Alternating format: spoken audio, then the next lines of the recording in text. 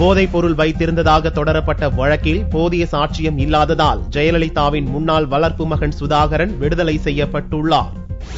சசிகலாவின் அக்காள் மகனும் முதல்வர் ஜெயலலிதாவின் முன்னாள் வளர்ப்பு மகனுமான VN சுதாகரன் மீது கடந்த 2001ஆம் ஆண்டு போதைப் பொருள் தடுப்பு பிரிவு போலீசார் வழக்கு பதிவு செய்தனர். 16 கிராம் ஹெராயின் போதைப் பொருள் வைத்திருந்ததாக சுதாகரன் மற்றும் தோட்டம் பாஸ்கரன், மொய்னுதீன், ஜலாலுதீன் ஆகிய 4 பேர் மீது தொடரப்பட்ட வழக்கு சென்னை உயர்நீதிமன்ற வளாகத்தில் உள்ள போதைப் பொருள் தடுப்பு முதன்மை சிறப்பு நீதிமன்றத்தில் நடந்து வந்தது. இவ்வழக்கில் போதுமான சாட்சியங்கள் இல்லை என்று கூறி நீதிபதி சின்னப்பன் திங்களன்று சுதாகரனை விடுதலை செய்து தீர்ப்பளித்தார்.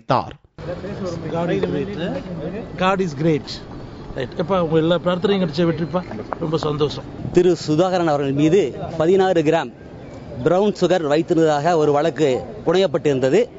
அந்த வழக்கில் நாங்கள் சட்டப்படி வாதாடி 13 வருடங்களாக போராடி இன்று நல்ல தீர்ப்பை பெற்றிருக்கின்றோம். இது குறித்து நாங்கள் மிக்க மகிழ்ச்சி அடைகின்றோம். இவ்வழக்கு நடந்து முடிந்து தீர்ப்பளிக்கும் நிலையில் நீதிபதிக்கு மிரட்டல், மர்ம கடிதம் என்று பரபரப்பு ஏற்பட்டது. 12 ஆண்டுக்கு பின் இவ்வழக்கில் தற்போது தீர்ப்பளிக்கப்பட்டுள்ளது.